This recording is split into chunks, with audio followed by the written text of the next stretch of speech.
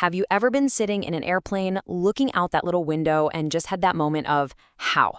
How is this gigantic metal tube staying up here?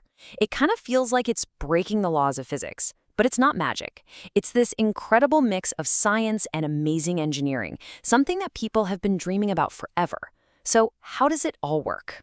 Well, let's get into it. All right, here's our flight plan. We're going to start with where this whole dream of flying came from.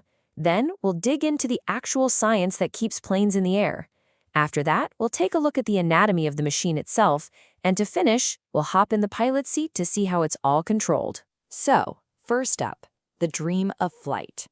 You know, long before any engine even existed, the idea of soaring through the clouds was something that really, truly captivated people. And that dream goes way, way back.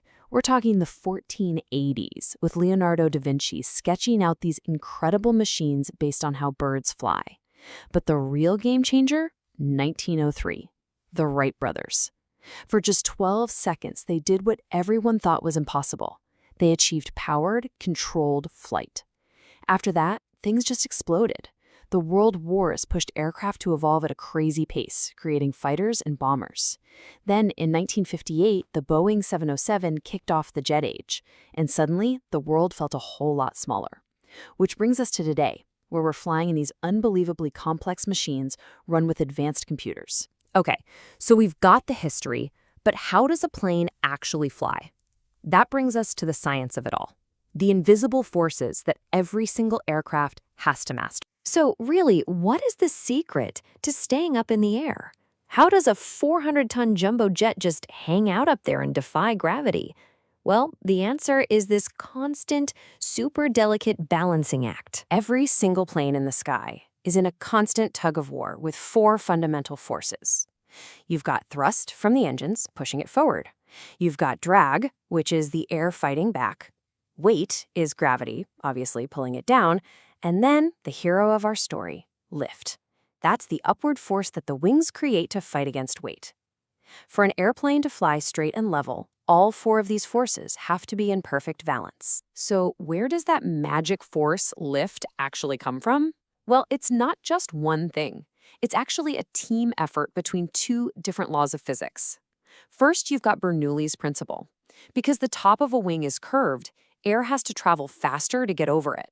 Faster air means lower pressure. So the higher pressure air underneath the wing literally pushes it up. At the exact same time, you've got Newton's third law. The wing is tilted to physically push air down. That's the action. And for every action, there's an equal and opposite reaction. The air pushes the wing up.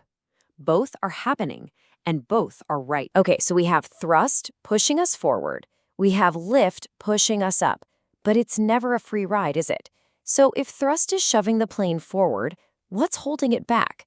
That would be its arch nemesis, an ever-present force called drag. And drag isn't just one simple thing. It's got a few different personalities. There's parasite drag, which is just the basic friction of air moving over the plane's skin and shape.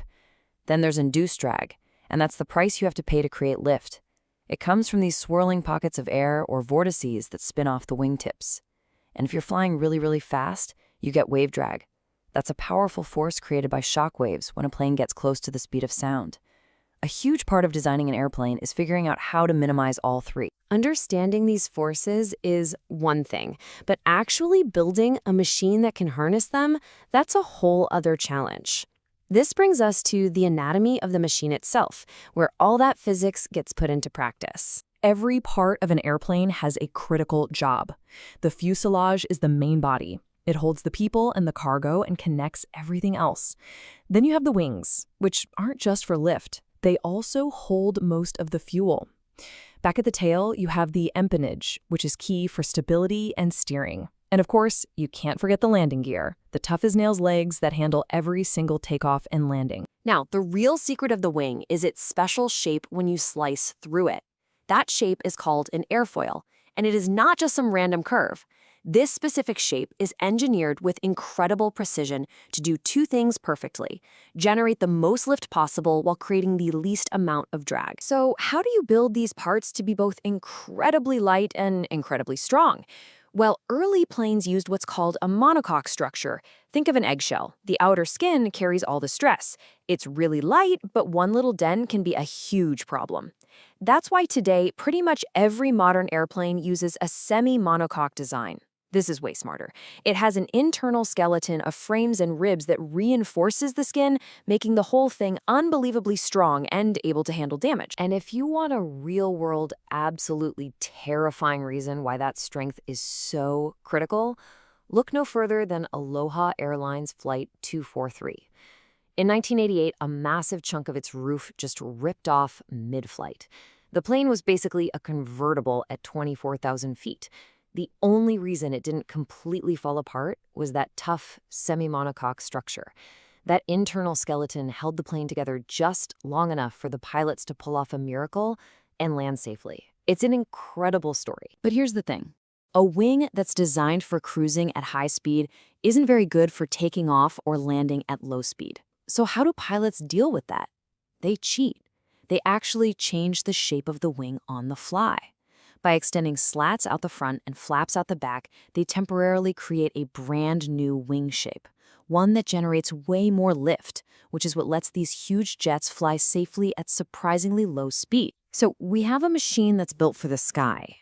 Now we actually have to control it. So for our final section, let's step into the cockpit and see how the pilots do their thing. An airplane can move in 3 basic ways. There's pitch, which is the nose tilting up or down. There's yaw, which is the nose swinging left or right. And then there's roll, which is the wings banking from side to side, like when you're making a turn. And pilots use just a few main controls to manage all of that. When they pull back on the control column, little flaps on the tail called elevators move, pitching the nose up. When they move that same column left or right, ailerons on the wings make the plane roll. And when they push the rudder pedals with their feet, the rudder on the tail fin moves, controlling that side-to-side yaw. It's a constant, 3-dimensional dance in the sky. But what happens when you're flying through a thick cloud or fog, and you can't see anything outside? Well, pilots rely on a core set of 6 instruments, famously known as the six-pack, to know exactly what the airplane is doing. This six-pack gives the pilot a complete picture, even in zero visibility. 3 of them tell you about your movement: the airspeed indicator, the altimeter for how high you are, and the vertical speed indicator for if you're climbing or descending.